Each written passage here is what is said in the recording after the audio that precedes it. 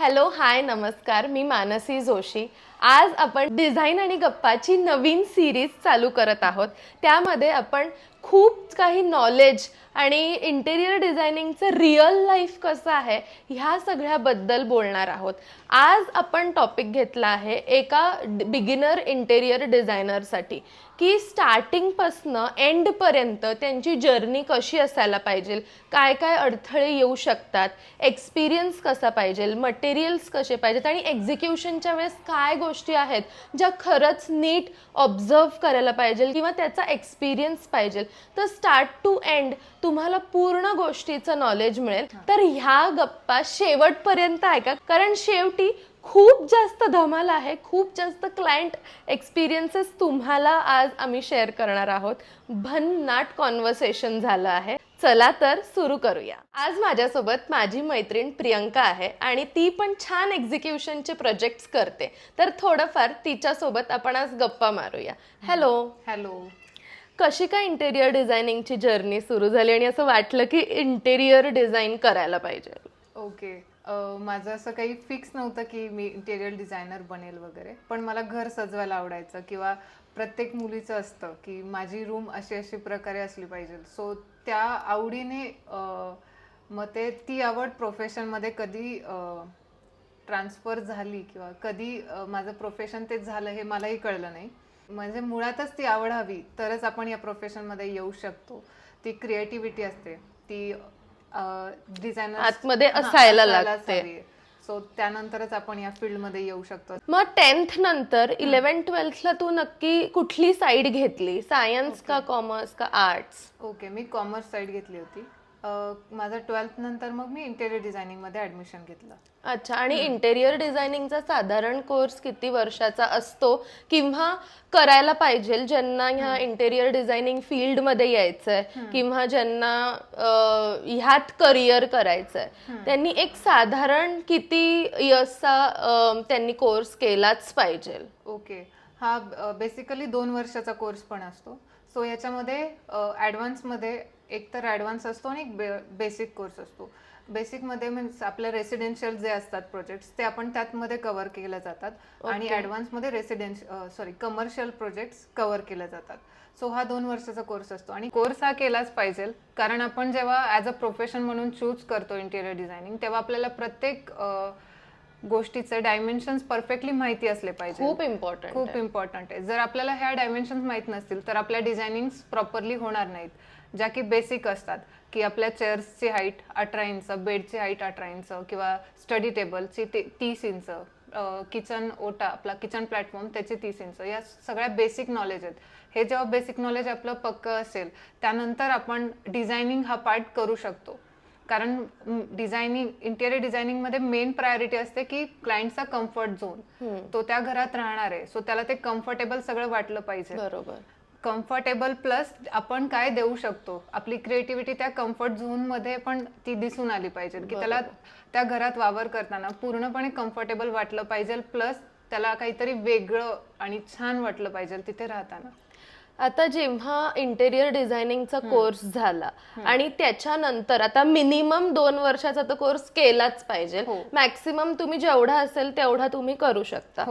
एकदा काही education complete झालं की प्रश्न पडतो की नक्की कुठले कुठले सॉफ्टवेअर यायला पाहिजे की आम्हाला इंटर्नशिप चांगली मिळेल किंवा इंटर्नशिप चांगली मिळण्यासाठी आम्ही कॉलेज टाइम मध्ये काय काय करायला पाहिजे प्रयत्न. ओके, तर आपण एकदा आपला डिग्री कोर्स कम्प्लीट केला त्यानंतर बेसिक आपल्याला ऑटोकॅड हे आलंच पाहिजे, कारण त्यामध्ये आपण प्लॅनिंग्स करतो. त्यानंतर स्केचअप, इनस्केप, वीरे हे सगळे सॉफ्टवेअर्स आहेत. म्हणजे कुठलंही एक रेंडरिंग सॉफ्टवेअर यायला पाहिजे, एक मॉडेलिंग सॉफ्टवेअर आणि एक ड्रॉइंग करण्यासाठी, टेक्निकल ड्रॉइंग साठी बेसिकली ऑटोकॅड आपण वापरतो. ते सोडून मला असं वाटतं की प्रेझेंटेशन स्किल्स, क्लायंटला प्रेझेंट आपण कसं करतोय म्हणजेच पॉवर पॉइंट यायला पाहिजे.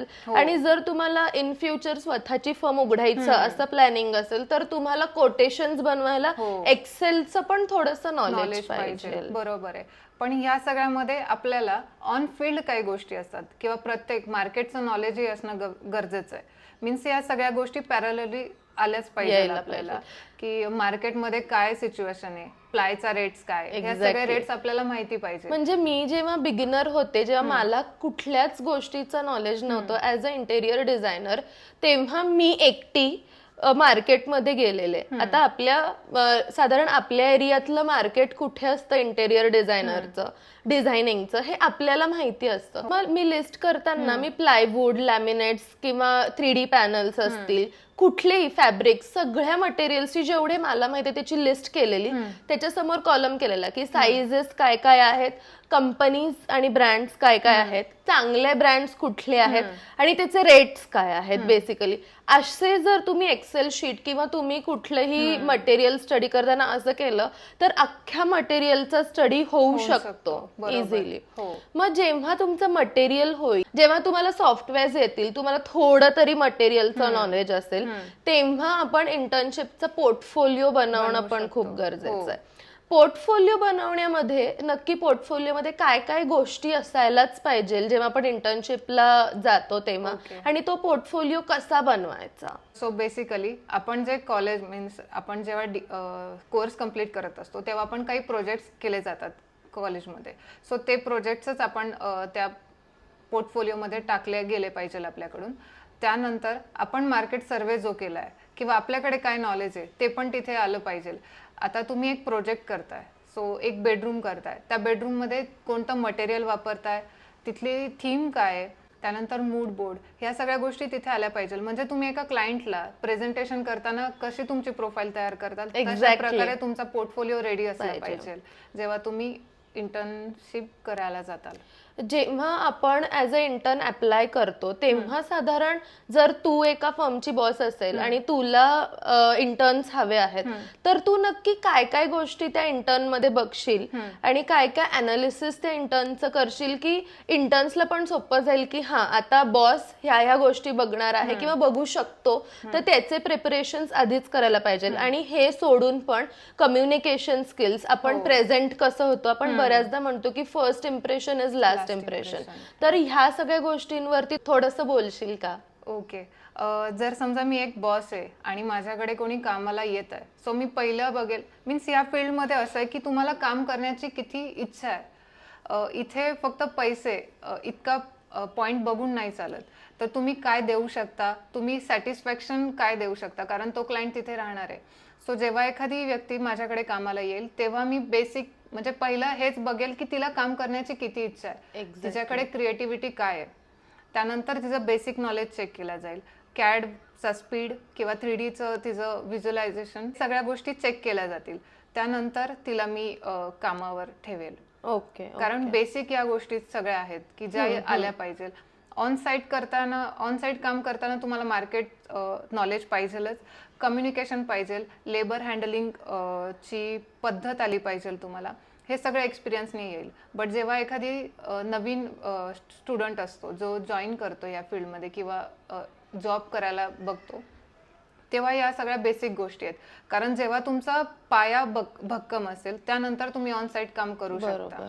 सो बेसिकली तुम्हाला ह्या सगळ्या गोष्टी पहिले आल्या पाहिजे, त्यानंतर तुम्ही ऑन साईट काम करू शकता. आणि प्रत्येकाच्या फर्म मध्ये गेल्यानंतर आपल्याला पण खूप नॉलेज मिळतं. म्हणजे प्रत्येकाची वर्किंग स्टाईल वेगळी, प्रत्येकाचे मटेरियल्स वापरण्याची स्टाईलही वेगळी असते. तर त्यामुळे आपण किती क्वांटिटी लागणार आहे ह्या सगळ्या गोष्टी आपण फर्म मध्ये शिकू शकतो. पण एक जर बेसिक माहिती असेल तर एका फर्म ओनरला ते इझी जातं की कम्युनिकेट करायला एका इंटर्न सोबत, आणि एकदम बेसिक नॉलेज. त्याच्यानंतर हळूहळू जसं आपण एक्सपिरियन्स घेतो, कारण इंटर्नला एक्सपिरियन्स नसतो, त्यामुळे जसं ऑनसाईट एक्सपिरियन्स येतो तसं तसं ते डेव्हलप तर होतच जातं. पण आजकाल बऱ्याच इंटर्न्सला किंवा बऱ्याच बिगिनर्स लोकांना असं वाटतं की इंटेरियर डिझायनिंग मध्ये सॅलरी खूप कमी आहे किंवा बॉस सॅलरी देत नाही किंवा पटकन पैसे हवेत. म्हणजे मी महिन्याभर काम केलं तर मी XYZ, तर मी जेव्हा माझ्या प्रोफेशन मध्ये सुरू केलं तेव्हा मला 3,000 रुपये महिना पगार होता आणि त्यात मी 10 ते 7 मंडे टू सॅटरडे काम करायचे आणि तेव्हा मला ते खूप वाटायचे. पण आजकालच्या लोकांचं असं असतं की कमीत कमी 10,000 द्या, 12,000 द्या, पण इंटर्न्सला एवढं काही वेळेस आपण स्पेंड नाही करू शकत, कारण त्याला प्रत्येक गोष्टीत शिकवायला लागतं, आपण त्यांना एज्युकेट करतो. तर तुला ह्याबद्दल तू काय सांगशील? मी तेच म्हटलं होतं की इच्छाशक्ती लागते. जर मला काहीतरी व्हायचं होतं, मी पण 5,000 पासून स्टार्ट केलं. माझा फर्स्ट पे 5,000 होता, पण मी तिथे पैसे नाही बघितले, मी नॉलेज बघितलं. मी जर तिथेच पैशाचा विचार केला असता तर माझ्याकडे हे नॉलेज आलं नसतं.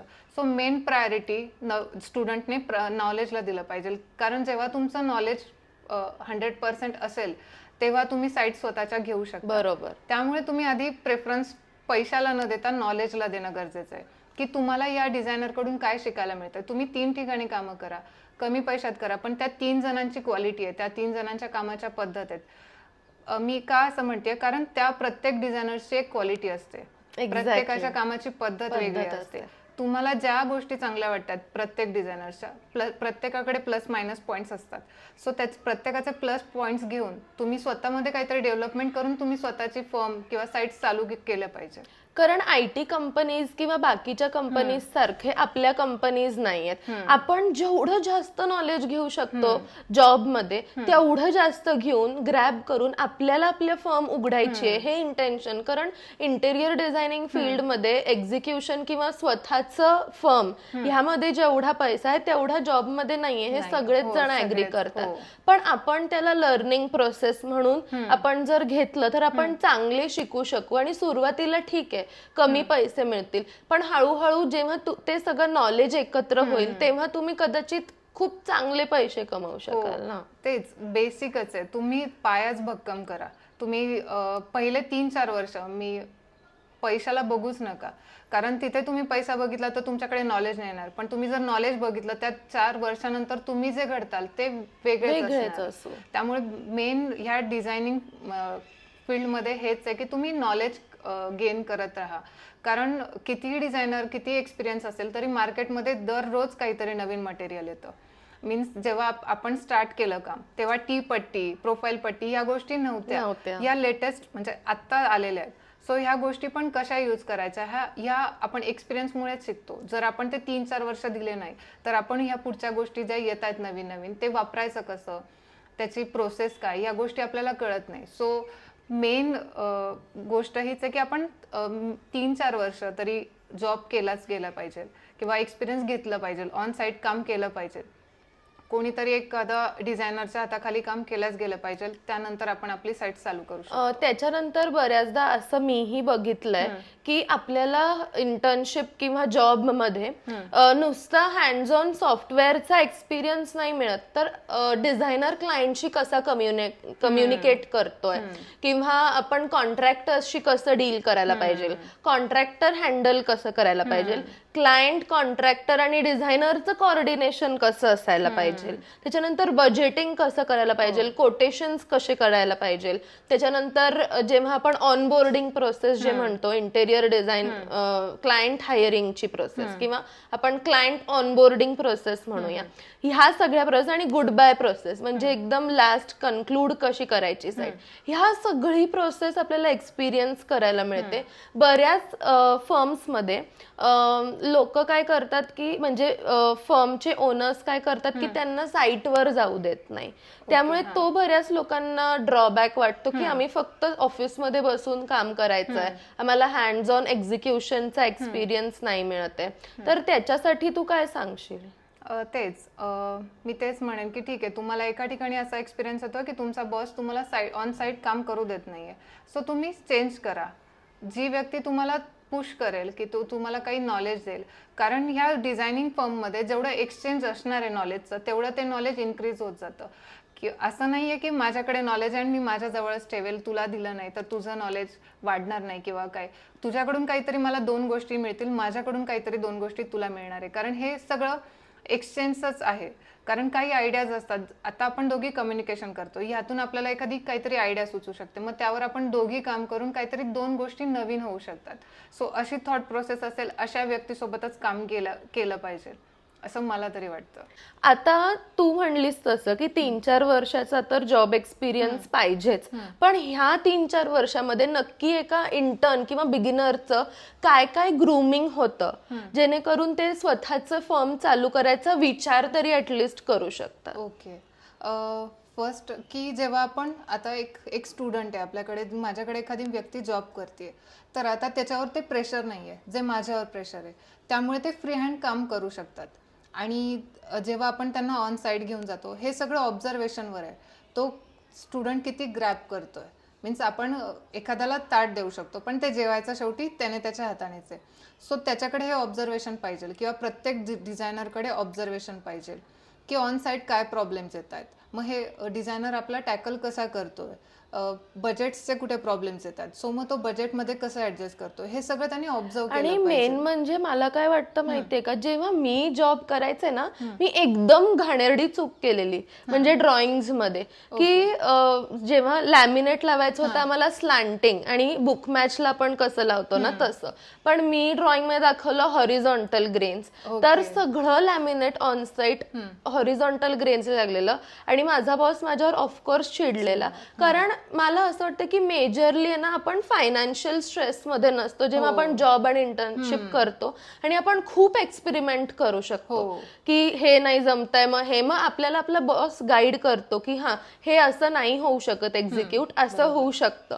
तर ह्यानी आहे ना तो एक्सपिरियन्स खूप चांगला येतो आणि मेन आपल्याला फायनान्शियल लॉस बेअर नाही करायला लागत. एक जर साईटवर चूक झाली आणि क्लायंट म्हणलंय काढून टाक, तर आपल्याला खूप मोठा फायनान्शियल लॉस होऊ शकतो. आणि मी स्वतः माझ्या बॉसचा 20-30 हजाराचा लॉस केलाय आणि त्यांनी तो रिकव्हर केलाय. पण आज एका बिगिनर किंवा इंटर्न कडे तेवढे फायनान्शियल बॅकअप नसतो, किंवा मग तुम्ही ऍटलीस्ट फायनान्शियल बॅकअपनी काम करायला सुरू करे, तर हा सगळ्यात जास्त स्ट्रेस नसतो असं मला वाटतं जॉब. कारण डिझायनरवर सगळा लोड असतो, क्लायंट्सला म्हणजे क्लायंट्सची टाइम लिमिट असते, सो त्या गोष्टी सगळ्या. पण आपल्याकडे डिझाईन पार्ट असतो, तो आपण करू शकतो. एखादा डिझायनर आपल्याला फ्री हँड काम करायला पण देतो. मी ज्यांच्याकडे काम केलंय, मी फ्री हँड काम केलंय, मी पूर्ण ऑफिस हँडल केलंय एकटीने. सो त्या डिझायनरने तो विश्वास दाखवला आणि त्यानंतर मला कॉन्फिडन्स आला की मी माझी स्वतःची फर्म चालू करू शकते. कारण बजेटपासून मटेरियलपासून सगळ्या गोष्टींमध्ये सरांनी मला पुश केलं होतं की ही साईट तूच हँडल कर. सो आपल्याला डिझायनर पण चांगला मिळणं हे पण खूप गरजेचं असतं. ऍक्च्युली म्हणजे फर्म चांगली मिळणं ना हे खूप इम्पॉर्टंट आहे. जर ती फर्मच चांगली नाही मिळाली ना आपलं डेव्हलपमेंट नाहीच होऊ शकत. हो, मेन म्हणजे मी गुरु म्हणेल की डिझाईन म्हणजे आपण जिथे जॉब करतो तो फर्स्ट आपला गुरुच असतो. सो तो गुरु चांगला मिळणं गरजेचं असतं. कारण जर तो गुरु चांगला मिळाला, जर आज सरांनी मला ती साईट हँडल करूच दिली नसती तर हा कॉन्फिडन्स आलाच नसता. म्हणजे जर आपल्याला, कारण माझ्याकडे काही फायनान्शियल बॅकअप वगैरे किंवा माझ्याकडे तो लोडही नव्हता, मला फक्त डिझायनिंग करायचं होतं, बजेट काही नव्हतं, सरांनी सगळं बजेटचंही काढलं होतं आणि प्लस 1-2 लाख इकडे तिकडे झाले अशाही गोष्टी होत्या, पण मला त्यांनी करू दिलं ते काम. लॉस पण तिथे काही झाला नाही सरांचा. प्रॉपर मी गोष्टी अरेंज केल्या, सगळ्या गोष्टी स्टार्ट पासून एंड पर्यंत, प्लाय पासून लास्ट पेंटिंग अँड क्लिनिंग पर्यंत सगळं मी हँडल केलं होतं. सो त्यामुळे तो कॉन्फिडन्स आपोआप आला. म्हणजे हा कॉन्फिडन्स येण्यासाठी तुम्हाला एका डिझायनरच्या हाताखाली काम करणं गरजेचंच आहे आणि त्या डिझायनरचा पूर्ण विश्वास जेव्हा तुमच्यावर बसतो आणि तुम्ही एक साईट पूर्णपणे हँडल करता तेव्हा हा कॉन्फिडन्स येतो. कारण जेव्हा तुम्ही न्यू कमर असतात तेव्हा कुठलाही क्लायंट तुमच्या हातात प्रोजेक्ट देणार नाही, कोणीही देणार नाही. म्हणजे तुम्हीही त्या जागी असताल तर विचार करणार की आपण देऊ शकतो की नाही देऊ शकत. कारण ही अमाऊंट छोटी नाहीये, बाकीच्या प्रोफेशन सारखी ही अमाऊंट खूप मोठी असते. सो तो लॉस बेअर करणं प्रत्येकाला पॉसिबल नाहीये. त्यामुळे जॉब करणं खूप गरजेचं आहे की तुम्हाला तो एक्सपिरियन्स आलाच पाहिजे. आता ह्याच्यानंतर आता जॉब झाला, त्याच्यानंतर स्वतःची फर्म, आता जेव्हा मला माझी फर्म उघडायची असेल किंवा कुठल्याही बिगिनरला त्याची फर्म उघडायची असेल, तर काय काय गोष्टीचे प्रेप त्यांनी आधी करून ठेवायला पाहिजे की नाव he is ready to launch his own firm असं. तर हे काय काय करायला पाहिजे, म्हणजे पूर्व तयारी एक फर्म उघडण्यासाठी काय काय करायला पाहिजे एका डिझायनरला? बेसिक म्हणजे तुम्हाला मार्केटचं नॉलेज हवं, तुमच्याकडे सगळे वेंडर्स हवे, मिस्त्री हवा, पेंटर हवा, इलेक्ट्रिकल कॉन्ट्रॅक्टर हवा. सो ही तुमची एक टीम रेडी पाहिजे. कारण कसं असतं, मलाही 10 वर्षाचा एक्सपिरियन्स आहे. सो मला असे एक्सपिरियन्स आलेत की मिस्त्री अर्ध्यातूनही काम सोडून जातात की त्यांचे काही प्रॉब्लेम्स किंवा बजेटचं कधी जमत नाही, अशा गोष्टी खूप होतात पुढे मागे. सो त्या गोष्टी पण तुम्हाला टॅकल करता आला पाहिजे, तो प्रेशर पण तुम्हाला सहन करता आला पाहिजे. कारण तेव्हा आपण जर डिझायनरच पूर्ण हतबल झाला तर क्लायंट काय होईल ह्याचा विचार पण केला पाहिजे. सो कोणतीही सिच्युएशन झाली तर त्या डिझायनरकडे एक माणूस एक्स्ट्रा पाहिजे. सो तुमच्या या टीम्स रेडी पाहिजे आणि ती टीम पूर्ण विश्वासाची पाहिजे की तुमची टीम वर तुम्ही विश्वास ठेवून कामं करू शकतात. सो मेन आपलं मार्केट, त्यानंतर तुमचे लेबर्स आणि वेंडर्स पण मे बी फिक्स पाहिजे की प्लाय, लॅमिनेट ह्या बेसिक गोष्टी ज्या लागतात, हार्डवेअर, हे कोणाकडनं घेणार आहे. म्हणजे मी असं काम, एका फोनवर आपलं मटेरियल साईटवर आलं पाहिजे, हा इतकं आपलं मार्केटमध्ये प्रभुत्व असं म्हणेल मी पाहिजे की म्हणजे आपला हा बॅकअप आहे की आपलं मार्केटमध्ये आपलं एक अस्तित्व हवं, आपले लेबर्स कन्फर्म हवेत, फिक्स हवेत आपले लेबर्स. सो ह्या गोष्टी जर आपल्या फिक्स असतील तर आपण या साइट्स घेऊ शकतो. प्रत्येकालाच असं वाटतं की फर्म उघडणं म्हणजे एक ऑफिसची स्पेस घेणं, त्याच्यात बरेच कम्प्युटर्स असणं, डेस्क असणं, सगळ्या गोष्टींचं असणं. पण आता जेव्हा मी माझी फर्म चालू केलेली तेव्हा माझ्याकडे एवढा फायनान्शियल बॅकअपच नव्हता की मी एक ऑफिस घेऊ शकेल किंवा 10 लोकांना एम्प्लॉईज ठेवू शकेल. मी स्वतः एकटीने माझी फर्म चालू केलेली. तर आता फर्म चालू केल्यानंतरच्या थोडंसं प्रोसेस बद्दल बोलू की पहिला क्लायंट कसा मिळवायचा. ओके, मी पहिलं हे सांगेल की जेव्हा आपण फर्म स्टार्ट करतो तेव्हा आपण एकटंच स्टार्ट करतो. मीन्स ऑफिस असणं हे गरजेचं नाहीये, कारण आपण ऑलमोस्ट साईटवरच काम करतो. जे काही आपल्याला प्लॅनिंग करायचं असतं ते सगळं साईटवर होत असतं. सो ऑफिसमध्ये फार रेअरली इंटेरियर डिझायनर बसतो असं मला तरी वाटतं. आणि जेव्हा तुमचे लक्झरी प्रोजेक्ट होतील किंवा एक एक्सपिरियन्स असेल त्याच्यानंतर तुम्ही ऑफिस स्पेस घेऊ शकतात की क्लायंटला मीटिंग्सला बोलवण्यासाठी. पण बिगिनिंग स्टेजला ऑफिसची गरज नाहीये. आता मी कॅफेज मध्ये पण बसलीये, माझ्या इंटर्न्सला घेऊन मी त्यांच्यासोबत काम केलंय, किंवा मी क्लायंट्सला पण कॅफेज मध्ये त्यांच्या जुन्या घरी अशी भेटलीये, किंवा असं काहीतरी आपण जुगाड करू शकतो. मीन्स तुम्ही क्लायंटशी जितकं फ्रेंडली होता एक्झॅक्टली तितकं तो क्लायंट तुमच्याशी जास्त ओपन अप होत जातो किंवा तितका तो काय म्हणतो विश्वास बसतो त्याचा. सो ही गरज नाहीये की तुम्ही ऑफिसच असलं पाहिजे किंवा तुमचा प्रॉपर सेटअप ऑफिसचा असला पाहिजे. तुम्ही घरूनही ऑपरेट करू शकता. इंटेरियर डिझायनिंग मध्ये तुमची क्रिएटिव्हिटी काय आहे ही तुमच्या कामातून दिसते, ना की त्यासाठी ऑफिसची गरज आहे किंवा कुठल्या दुसऱ्या गोष्टीची. आता जेव्हा फर्स्ट क्लायंट मिळवायचा आहे, बऱ्याच जणांचं असं होतं की इंटेरियर डिझायनर कुठेही फॅमिली बॅकग्राऊंड मध्ये कोणीच नसतं, त्यामुळे प्रत्येकाला असं नसतं की काहीतरी बेस मिळेल किंवा कुठून तरी असेल, किंवा कोणीतरी खूप इंट्रोवर्ट असतात ज्यांना बोलता पण येत नाही की आम्ही इंटेरियर डिझायनर आहोत. ह्या लोकांसाठी खूप डिफिकल्ट असतं पहिला क्लायंट मिळवणं. आता काही बोलके लोक असतील तर ते बोलतात की मी इंटेरियर डिझायनिंग करते, कोणाला रिलेटिव्ह मध्ये जातील, फंक्शन्स मध्ये जातील आणि बोलतील. पण काही लोक असे पण असतात की ज्यांना बोलायची खूप भीती असते.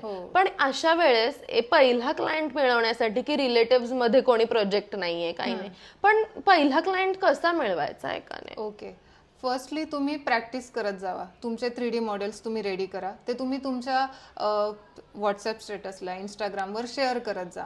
तुमच्या फ्रेंड्सला, म्हणजे तुमचं जेवढं काही ग्रुप आहे त्यांच्यापर्यंत जाऊ दे की तुम्ही इंटेरियर डिझायनर आहात. तुम्हाला ॲटलिस्ट एक छोटं जरी प्रोजेक्ट आलं तर तिथून तुमची सुरुवात होते. पण तुम्ही जितकं शेअर करू शकताल तेवढं शेअर करणं गरजेचं आहे. जे आपल्या इंस्टाग्राम्स, फेसबुक्स या थ्रू तुम्ही तुमचे कामं दाखवत चला. स्टार्टिंगला तुम्ही 3Dच शेअर करत चला, कारण तुमच्याकडे प्रोजेक्ट नसले तरी तुमची क्रिएटिव्हिटी दाखवायला तुमच्याकडे 3D आहे. येस. सो 3Dच आपण प्रॅक्टिकलमध्ये उतरवत असतो. सो मेनली 3D वर काम करा, तुम्ही ते शेअर करा. जितका तुम्हाला लोकांपर्यंत पोहोचवता येईल तेवढं तुम्ही पोहोचवा. त्यातून 100% काम येतच आपल्याला. आणि तुम्हाला जर 3D डिझायनिंगचे क्लासेस करायचे असतील तर मी इंटेरियर डिझायनिंग 3D डिझायनिंगचे बेसिकली क्लासेस घेते. 3D मॉडेलिंग स्केचअप मध्ये आणि 3D रेंडरिंग, तर तुम्ही दोन्ही गोष्टींचे क्लास 1-to-1 करू शकता. एक्झिक्युशन चालू झाल्यानंतर की आता सपोज एक प्रोजेक्ट मिळालाय आणि एक्झिक्युशन झाल्यानंतर इतके काही गडबड होती आपली, कारण एक्सपिरियन्स नसतो. त्या कॉलेजमध्ये कसं आहे, आपल्याला शिकवतात की हे सॉफ्टवेअर आहे, असं असं काम करा, किंवा सगळं नॉलेज बेसिसवरती तिथे चालू असतं, पण कुठेच प्रॅक्टिकल एक्सपिरियन्स नसतो, कोणी साईटवर घेऊन जात नाही. आणि बिगिनर्सचं बिचाऱ्यांचं असंच होतं की कुठलाही डिझायनर त्यांना आहे ना साईटवर घेऊन जायला घाबरतो की बापरे, ह्याला साईटवर पाठवलं तर हा काहीतरी वेगळा त्याची स्ट्रॅटेजी लावेल किंवा काय. पण ते बिगिनर लोक एवढे निरागस असतात ना, त्यांच्या मनात काही गोष्टी नसतं, पण त्यांना ना शिकण्याची खूप आवड असते. आणि मी ते बघितलंय माझ्या क्लासेसमध्ये, मी ते एक्सपिरियन्स केलंय की खरंच किती ते उत्सुक असतात की साईटवर यायचं, बघायचं प्रॅक्टिकली ते कसं होतं, खरंच मी डिझाईन केलेलं प्रॅक्टिकली डेव्हलप होईल का. आणि तो जो आनंद असतो ना 3D डिझाईन प्रॅक्टिकली ऑनसाईट बघण्याचा, तो एका डिझायनरला खूपच वेगळा असतो. तर ह्यासाठी काय करू शकतो? या गोष्टीसाठी आपण एक वर्कशॉप घेत आहोत, जिथे आपण स्टुडंटला साईटवर बोलवणार आहोत. साईटवर काय चालू आहे, आपण त्याची प्रोसेस कशी करतो, तिथे कोणतं मटेरियल वापरले जाते, त्याची प्रोसिजर काय, हे सगळं आपण त्या वर्कशॉपमध्ये सांगणार आहोत, जेणेकरून त्यांना प्रॅक्टिकल नॉलेजही येईल. आणि त्याचबरोबर आपण 3D टू प्रॅक्टिकल ह्याचा प्रवास कसा झाला हे पण दाखवणार आहोत. तर ह्याचा काही हा खूप वेगळा एक्सपिरियन्स आहे. म्हणजे हा कुठलीही डिझाईन फर्म बिगिनरला देत नाही. पण जर तुम्हाला तो एक्सपिरियन्स घ्यायचा असेल की ऑन साईट काय गोष्टी होतात, तर तुम्ही नक्की ह्यांना कॉन्टॅक्ट करा. हिचा जे काही डिटेल्स असतील ते मी डिस्क्रिप्शनमध्ये देते ह्या व्हिडिओच्या. तर तुम्ही कॉन्टॅक्ट करा आणि पूर्ण साईटमध्ये काय काय प्रॉब्लेम्स येतात, कॉन्ट्रॅक्टर हँडलिंगमध्ये काय काय प्रॉब्लेम्स येतात, क्लायंट सोबत कसं डील करायचं, ह्या सगळ्या गोष्टींचं आणि छोट्या छोट्या गोष्टींचं नॉलेज तुम्हाला ऑन साईट मिळेल. तर तुम्ही नक्की तिला कॉन्टॅक्ट करा. ठीक आहे. आणि ती अशी एज्युकेशन देण्यामध्ये आणि समजवण्यामध्ये एक्सपर्ट आहे, जेवढं मी बघितलंय तेवढं. तर नक्कीच तू त्यांना पण खूप छान मदत करू शकशील. कारण माझं असं आहे की मीही स्ट्रगल करत पुढे आली आहे. मलाही काही बॅकग्राऊंड नव्हतं. माझ्याकडे जो 10 वर्षाचा एक्सपिरियन्स आहे, त्यामध्ये मी स्वतः म्हणजे शून्यातून उभं राहणं, तूही शून्यातून उभी राहिली, की आपल्याकडे काहीच बॅकग्राऊंड नसतं, आपण फार लडखडत पडत इथपर्यंत आलोय. सो आता जे न्यू कमर्स आहेत त्यांना आपल्याकडून काय हेल्प होऊ शकते, त्यासाठी मला हे वाटलं की आपण अशा प्रकारे वर्कशॉप चालू करावं. आता आपण पोहोचलो की आपल्याला साईट मिळाली, क्लायंट मिळालं, सगळं व्यवस्थित चाललंय, पण 3D डिझाईन नक्की एक्झिक्यूट होऊ शकतं का, हे बऱ्याच क्लायंट्सला आणि डिझायनर्सला पण असतं की खरंच नाही एक्झिक्यूट होऊ शकतं. पण मी बघितलंय माझ्या प्रोजेक्ट्समध्ये की ऍट ऍक्च्युअल जे 3D डिझाईन आहे ते झालं एक्झिक्यूट. थोडे 19-20 एक्झिक्युशन वाईज प्रॉब्लेम येतो, पण त्याच्यात तुझं काय म्हणणं आहे? ऑफकोर्स आपण जे 3D डिझायनिंग जेव्हा करतो तेव्हा आपण मटेरियल्स वगैरे ह्या सगळ्याचा अभ्यास करून 3D डिझायनिंग बनवतो. त्यामुळे 90% मी म्हणेल की हे पॉसिबिलिटी असते की जे 3D आहे ते ॲक्च्युअल साईटवर येतं. ह्या सगळ्या गोष्टी असतात. आपल्याला ह्यासाठी 3D एकदम परफेक्टली आलं पाहिजे, त्यानंतर मार्केट नॉलेज परफेक्ट पाहिजे. जेव्हा आपल्याकडे हा बेस असेल तेव्हा आपण ॲक्च्युअल ॲज इट इज, मी 90% का म्हणते, कारण मग फक्त क्लायंटचे सिलेक्शन्स किंवा कलर कॉम्बिनेशन ह्यामध्ये फरक येतो. बट ऍक्च्युअल पूर्ण आपण 3D ॲज इट इज साईटवर उतरवू शकतो. शेप्स वगैरे हे सगळेही आपण बनवता येतात साईट्सवर, सो असं काही प्रॉब्लेम नाही येत. ठीक आहे. आणि त्याच्यानंतर हे असतं की आता आपल्याकडे कुठल्या कुठल्या कॉन्ट्रॅक्टर्सची टीम पाहिजे की जेणेकरून आपण एक्झिक्युशन वर्क एकदम स्मूथली पार पाडू. ओके, फर्स्ट आपण साईट स्टार्ट करतो तेव्हा आपल्याला फॉल सिलिंग आणि इलेक्ट्रिकल कॉन्ट्रॅक्टर हे दोघं जण लागतात. कारण आपण फर्स्ट फॉल सिलिंगवाला त्याच्या फ्रेमिंग्स करून घेतो, इलेक्ट्रिकलचे पाईप्स ओढून घेतो. हा आपला बेस झाला. त्यानंतर आपण फर्निचर स्टार्ट करतो. फर्निचर झाल्यावर आपण पेंटिंग करतो. सो ही प्रोसिजर अशा प्रकारे असते. आता ही प्रोसिजर झाली. बऱ्याचदा लोकांना मी हे पण बघितलंय की इनिशियल टाइम्समध्ये कोटेशन्स कसे बनवावे किंवा ऑनबोर्डिंग प्रोसेस कशी असावी, की क्लायंट एकदा मिळाला पण आता पुढे त्याला कसं, म्हणजे त्याला काय इंट्रोड्यूस करायचं किंवा पहिल्या साईटच्या मीटिंग मध्ये आपण काय केलं पाहिजे. तर पहिल्या साईटच्या मीटिंग मध्ये आपण काय काय गोष्टी केल्या पाहिजे ह्याबद्दल सांगशील का थोडं? फर्स्टली जेव्हा तुम्ही क्लायंटला भेटता तेव्हा तुम्हाला क्लायंट कसा आहे हे बऱ्यापैकी कळलं पाहिजे. त्याच्या बोलण्यावरून किंवा त्याच्या हावभावावरून आपल्याला त्या गोष्टीचं नॉलेज आलं पाहिजे. त्यानंतर क्लायंटचा टेस्ट जाणून घ्या, त्याला कोणत्या प्रकारचं डिझायनिंग आवडतंय, त्याला कोणत्या प्रकारचे थीम हवी आहे त्याच्या घरामध्ये. सो ह्या गोष्टी जर आपल्याला कळाल्या तर त्यानंतर कलर स्कीम ते कोणते हवेत ते पण एकदा डिसाईड करून घ्या. जेव्हा ह्या सगळ्या गोष्टी तुमच्या क्लायंटकडून तुम्हाला येतात तेव्हा तुमचं पिक्चर ऑलमोस्ट क्लिअर होतं की आपल्याला कोणत्या प्रकारचा 3D क्लायंटला दाखवायचं आहे. सो ह्या बेसिक गोष्टी आहेत की क्लायंटची टेस्ट काय आहे घराबाबतीत ते तुम्ही पहिलं जाणून घ्या. ठीक आहे. एक्झिक्युशन प्रोसेसमध्ये खूप अडचणी येतात आणि ह्यामुळे काही लोक फर्म उघडायलाही घाबरतात की आम्हाला फायनान्शियल बर्डन हँडल नाही करता येणार ज्यावेळेस. आणि एक्झिक्युशनमध्ये प्रॉब्लेम्स येतात की कधी कार्पेंटर पळून म्हणजे कुठलाही कॉन्ट्रॅक्टर पळून जातो किंवा तो सांगितल्याप्रमाणे काम करत नाही, चाल दिल्याप्रमाणे काम करत नाही आणि क्लायंटचं प्रेशर आपल्यावर नेहमी असतं किंवा क्लायंटने एक डेडलाईन दिली असते की ह्या डेडलाईनच्या आत आम्हाला कम्प्लीट करून हवंय.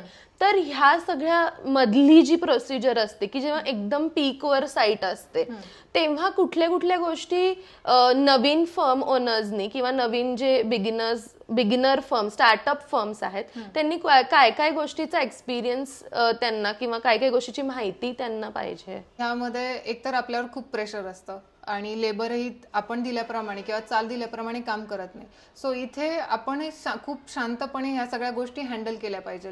कारण ह्या पूर्ण साईटमध्ये केंद्रबिंदू हा डिझायनर असतो. जे क्लायंट्सही डिझायनरला बोलणारे, लेबरही डिझायनरला बोलणारे, काही झालं तरी ती गोष्ट डिझायनरपर्यंत येणार आहे. कारण डिझायनर हा मेन आहे. म्हणजे आपण म्हणू झाडाचं जे मूळ आहे ते डिझायनर आहे.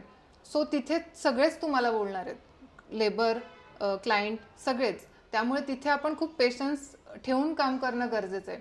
काही सिच्युएशन्स झाली क्लायंट साईटवर, लेबर गेला, मटेरियल कमी पडतंय किंवा क्लायंट प्रेशर देतोय, तरीही डिझायनरने खूप शांतपणे ती साईट हँडल केली पाहिजे. कारण जर डिझायनर व्हायबल झाला तर ती साईट कशी होईल हे कोणालाच माहीत नसतं.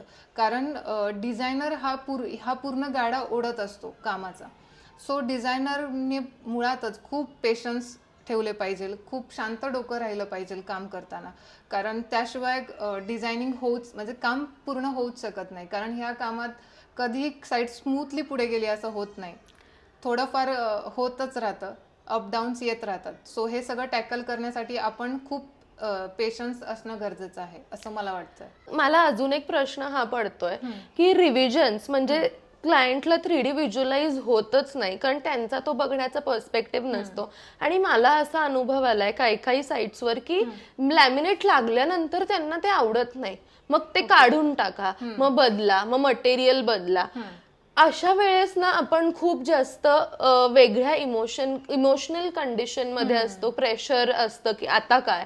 तर अशा वेळेस काय करायला पाहिजे आपण? ओके, मुळात मला असं वाटतं आपण जेव्हा 3D करतो तेव्हा या सगळ्या गोष्टी क्लिअर करून घेतल्या पाहिजे किंवा डिझायनर्सच्या एक टर्म्स अँड कंडिशन्स पण असल्या पाहिजे की क्लायंटला आपण त्या टर्म्स अँड कंडिशन्स सांगितल्या पाहिजे. कारण हा जो लॉस बेअर होणार असतो किंवा तुम्हाला लॅमिनेट पूर्ण चेंज करायचं आहे, लॅमिनेटची शीटही स्वस्त नसते, सो हा लॉस आपण बेअर नाही करू शकत. त्यामुळे टर्म्स अँड कंडिशन्स असणं गरजेचं आहे.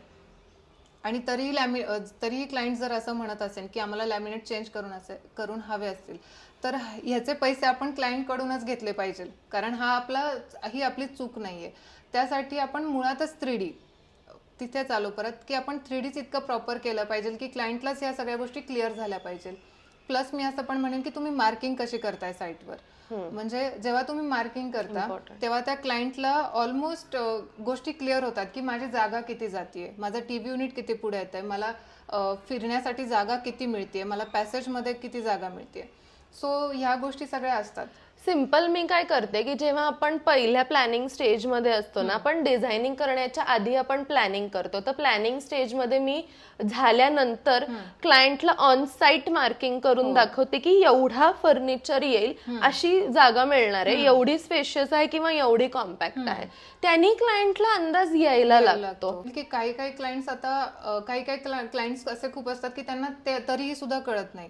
सो आपण वॉलवरती पण त्या मार्किंग देऊ शकतो की अशा प्रकारे आपण टीव्ही युनिटचे पार्ट्स करतोय किंवा इथे ड्रॉवर्स येतात. सो त्यामुळे अजून पिक्चर क्लिअर होऊन जातो. बऱ्याचदा आहे ना क्लायंटल साइडनी पण प्रॉब्लेम्स असतो, कारण क्लायंटला एवढा फील्ड मध्ये अंदाज नसतो. क्लायंट जेवढं काही पिंटरेस्ट, इंस्टाग्राम आणि ह्या सगळ्या गोष्टी बघता येईल तेवढं तो बघतो आणि त्याच्यावरनं तो आपल्याला सांगतो की असं करायला पाहिजे, तसं करायला पाहिजे. पण आता ढाचा उभा केलाय आपण, म्हणजे on site basic furniture work झालंय आणि तेव्हा त्या स्टेजला क्लायंटला जो व्हॉल्यूम तो बघतो त्या त्याला असं वाटतं की अरे यार खूप जास्त झालं हे. तर अशा वेळेस आणि असे अनेक साईटवर क्लायंट साईडनी प्रॉब्लेम्स येतात. तर ह्या गोष्टींना आपण कसं डील करायला पाहिजे? ओके, एकतर आपला ढाचा जेव्हा आपण बनवतो तेव्हा तो प्लायचा असतो, ब्राऊन शेड, त्यामुळे तो बल्कीच वाटतो. जोपर्यंत त्यावर लॅमिनेट चढत नाही तोपर्यंत तो सोबर होत नाही, कारण तो ब्राऊन कलर आहे, बल्की कलरच आहे. सो हा एक पॉईंट. त्यानंतर ढाचा बनवतानाच आपण कच्चा ढाचा बनवायचा, की मिस्त्रींनाच इन्स्ट्रक्शन द्यायचे असतात की ढाचा हा कच्चाच ठेवा, कारण आपण नंतर तेच प्लायवूड जे कटिंग्स आहे ते वापरू शकतो. आणि मुळातच जेव्हा आपण सुरुवात करतो तेव्हा क्लायंटला तुम्ही जितकं कन्व्हिन्स करू शकता की आम्ही अशा अशा प्रकारे काम करू शकतो, जितकं तुम्ही त्यांना आधी क्लिअरिफिकेशन देत जाताय की अशा प्रकारची प्रोसिजर आहे, अशा प्रकारची कामं आहेत, सो ते पुढे पुढे तुम्हाला तेवढे प्रॉब्लेम्स येत नाही जर तुमचं आधीच एवढा पिक्चर क्लिअर असेल तर. कारण तुम्ही क्लायंटला सांगताय 16 इंच आणि तुमचा ढाचा 18 इंच होतोय, ऑफकोर्स क्लायंट तुम्हाला बोलणार आहे. सो तुम्ही तुमचं कम्युनिकेशन ही ट्रान्सपरन्सी पण ठेवली पाहिजे. आणि प्लायवूड हा ब्राऊन कलरचा असतो त्यामुळे ते बल्की सुरुवातीला दिसतं, पण जोपर्यंत लॅमिनेट वगैरे लागत नाही, सो तो पेशन्स क्लायंटला पण असला पाहिजे. आणि मी आज ह्यात अजून एक पॉईंट ऍड करेल की क्लायंटचा जास्त इंटरफेअर साईटमध्ये नसला पाहिजे. जेवढा क्लायंटचा इंटरफेअर साईटमध्ये असतो तेवढे कॉम्प्लिकेशन्स जास्त होत जातात आपल्याला. आता आपण जरा मटेरियल सिलेक्शनच्या बद्दल बोलूया. मटेरियल सिलेक्शनच्या वेळेस पण अनेक अनुभव येतात, तर बऱ्याच अडचणी येतात आणि बरेच प्लस पॉइंट्स पण होतात की क्लायंट पटकन मटेरियल सिलेक्ट करतो. काही वेळेस इतकं फिरतो मार्केटमध्ये पण क्लायंटला मटेरियल आवडतच नाही, असं होतं. तर अशा वेळेस तू काय करतेस? एकतर पहिलं आपण मूड बोर्ड तेच क्लिअर असेल तर ह्या कॉम्प्लिकेशन्स येत नाही. आणि मोस्टली क्लायंटला सांगतानाच आपण असं सांगायचं की सिलेक्शन आमच्यावर राहील.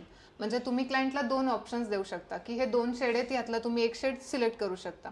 सो हे तुम्हाला फार म्हणजे पुढचे जे प्रॉब्लेम्स आहेत ते येणार नाही, किंवा क्लायंट तुम्हाला 3 ते 4 दिवस फिरवणार नाही, कारण क्लायंट सोबत आपल्यालाही फिरावंच लागतं जोपर्यंत सिलेक्ट होत नाही.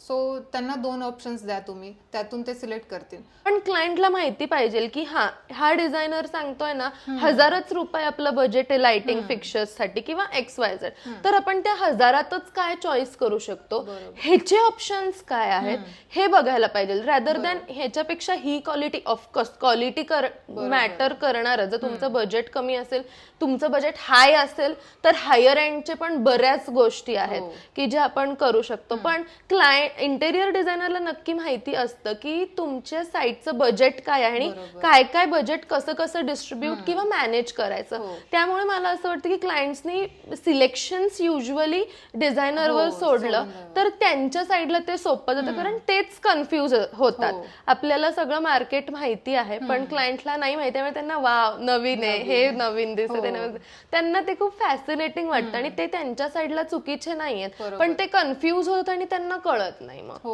त्यामुळे आपलंही कन्फ्युजन खूप वाटतं आणि मग साईट टाइमलाईन असते शेवटी ती कम्प्लीट करायला, मग ह्या सगळ्या दिवस पण त्याच्यात वाढत जातात. आता हे झालं पूर्ण मटेरियल सिलेक्शन, एक्झिक्युशन. आता आपण जरासं एंडिंगला येऊया की साईट कन्क्लूड करताना काही फिनिशिंग टचेस करणं खूप गरजेचं आहे, किंवा साईटची फिनिशिंग करून एकदम चकाचक. म्हणजे आता लोक फिनिशिंग झाल्यानंतर फोटोशूट करतात वगैरे सगळ्या गोष्टी होतात, पण काय काय गोष्टी आहेत ज्या कन्क्लुजन साईट कन्क्लूड करताना करणं गरजेचं आहे? ओके, फर्स्ट आपण लॅमिनेट फिनिश बघायच्या, त्याच्या धार्स बघायच्या, ह्या सगळ्या गोष्टी चेक करणं खूप इम्पॉर्टंट आहे.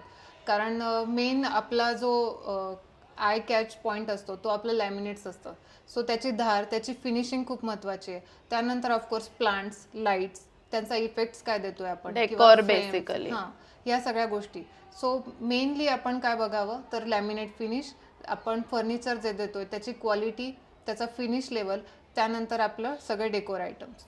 अशा प्रकारे आपण त्याच्यानंतर आहे ना बऱ्याचदा आपण फोटोशूट्स पण करतो, तर मला असं वाटतं की फोटोशूट्स पण नेसेसरीच आहेत. आता आजकाल रेंटेड डेकोर पण मिळतात, जे क्लायंटला नको असतील तरी डिझायनर स्वतःच्या फोटोशूटसाठी ते रेंट करून घेऊ शकतो आणि फोटोशूट कम्प्लीट करू शकतो. त्याच सोबत इम्पॉर्टंट आहे की क्लायंट टेस्टिमोनियल घेणं, की क्लायंटचा एका इंटेरियर डिझायनर सोबतचा एक्सपिरियन्स कसा होता, काय अडथळे आले किंवा काय त्या डिझायनर फर्म बद्दल प्लस पॉइंट्स वाटतात. हे जर असेल तर आपल्याला डेव्हलप व्हायला स्वतःला ऍज अ फर्म पण मदत होते आणि आपल्या ज्या नवीन क्लायंट्स आहेत किंवा नवीन प्रोजेक्ट्स आहेत ते मिळायला पण हेल्प होते. म्हणजेच चेन क्रिएट होते प्रोजेक्ट्सची. बरोबर. आणि प्रत्येक साइट्स जेव्हा कम्प्लीट होते तेव्हा एकदा डिझायनरने असं एकदा बघावं की आपण ह्या डिझायनिंग म्हणजे या फ्लॅटमध्ये काय केलंय, आपण ह्यात काय चुकलो किंवा ह्यातून आपण काय शिकलं पाहिजे. किंवा प्रत्येक मीन्स डिझायनर कितीही मोठा झाला तरी प्रत्येक साईटमध्ये त्याला काहीतरी शिकण्यासारखं असतं. प्रत्येक माणूस नवीन असतो त्याच्याकडे येणारा. सो आपण प्रत्येक साईटमध्ये काहीतरी नवीन शिकतो.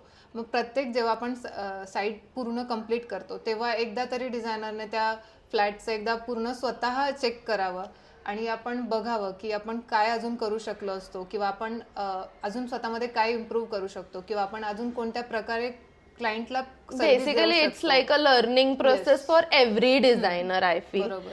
आता हे झालं. आता मला हे कन्क्लूड करताना मला तिला एक प्रश्न विचारायचा आहे की असा कुठला एक्सपिरियन्स आहे आता हे 10 वर्षांमध्ये की जो अगदीच खूप मेमरीमध्ये राहिलाय, लक्षात राहिलाय या इंटेरियर डिझायनिंग फील्डमध्ये. ओके. मी एक थोडा असं सांगेल. माझा एक क्लायंट होता. त्या क्लायंटने मला काम दिलं पण त्यांनी मटेरियल पार्ट त्यांच्याकडे ठेवला होता, डिझायनिंग पार्ट माझ्याकडे ठेवला होता. पण ह्यामध्ये काय झालं, लेबर माझे होते पण जेव्हा डिझायनिंग ॲक्च्युअल साईटवर काम चालू झालं त्यानंतर क्लायंटचा इंटरफेअर फार होत गेला. आता तेव्हा मी नवीन होते, मीन्स नवीन साईट्स चालू केल्या होत्या आणि मला कामाची गरज होती. त्यामुळे मी क्लायंटसोबत ह्या टर्मवर काम करण्यास ओके केलं होतं. पण नंतर खूप कॉम्प्लिकेटेड होत गेल्या गोष्टी आणि एका पॉईंटला असं झालं की मला ती साईट अशी स्टक होऊन बसली होती की पुढेही जात नव्हती, काहीच होत नव्हतं.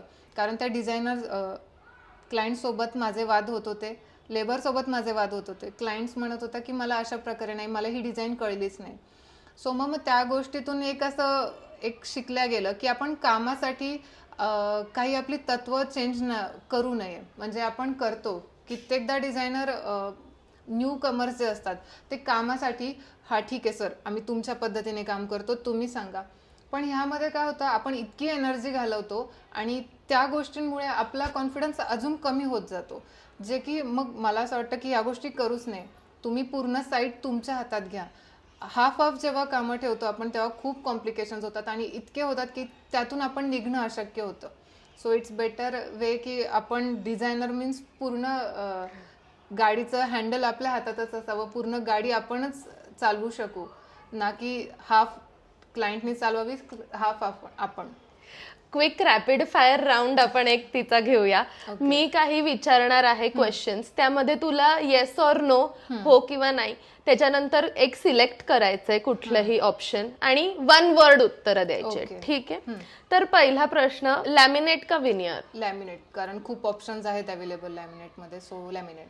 कर्टन्स मध्ये फुल हाईट का half height? Full height. Luxury interiors का budget friendly? Of course luxurious. Residential का commercial project? Residential. 2D technical drawings का 3D drawings? 3D drawings. Modern contemporary का traditional? Modern. Thank you so much for joining. खूप छान वाटलं मला तुझ्यासोबत गप्पा मारून आणि तुला फाट नॉलेज आहे एक्झिक्युशनचं. हे मी तुझ्या साईट्सवर येऊनही बघितलंय आणि समोरासमोर भेटूनही बघितलंय. त्यामुळे मला असं वाटलं की आपण पॉडकास्ट शूट करायला पाहिजे की लोकांना पण ती इन्फॉर्मेशन स्प्रेड व्हायला पाहिजे. ज्या प्रकारचं तुला नॉलेज आहे ते क्लास आहे. थँक्यू. आणि खूप छान वाटलं मला तुझ्याशी ह्या सगळ्या प्रोसेस रिलेटेड बोलून, कारण ह्या सगळ्या आतल्या गोष्टी ज्या असतात ना, ते कुठलाही डिझायनर किंवा कोणीही आपल्याला सांगायला जात नाही विथ प्रॉपर डायरेक्शन. कोणीतरी एक्सपेरिमेंटल फेज मध्ये असतं जे स्वतःच एक्सपेरिमेंट करतात, पण आज तुला 10 वर्षाचा एक्सपिरियन्स आहे, त्यामुळे बऱ्याचशा गोष्टीतून तू गेली आहेस ऑलरेडी. त्यामुळे सांगणं हे विथ एक्सपिरियन्स आणि विथ लर्निंग होतं ह्या सगळ्या गोष्टी. तर थँक्यू सो मच, तू आलीस, तू एवढा वेळ काढलास आणि तू एवढं सगळं नॉलेज शेअर केलं. खूप छान वाटलं. ओके. तुम्हाला पण जर ह्या आमच्या दोघींच्या गप्पा आवडल्या असतील तर तुम्ही ह्या चॅनलला सबस्क्राईब करायला. सगळ्यात कुठली गोष्ट आवडली तुम्हाला पूर्ण गप्पा आणि चर्चांमधली, तर तुम्ही कमेंट बॉक्समध्ये नक्की सांगा. तुमचे काहीही प्रश्न असतील रिलेटेड टू वर्कशॉप्स जे ती घेणार आहे, ऑनसाईट वर्कशॉप्स, आणि जे माझे 3D मॉडेलिंग आणि एन्स्केप रिलेटेडचे काही प्रश्न असतील, क्लासेस बद्दलचे काही प्रश्न असतील, तर तुम्ही आम्हाला कमेंट बॉक्समध्ये नक्की विचारू शकता. Thank you so much. थँक्यू.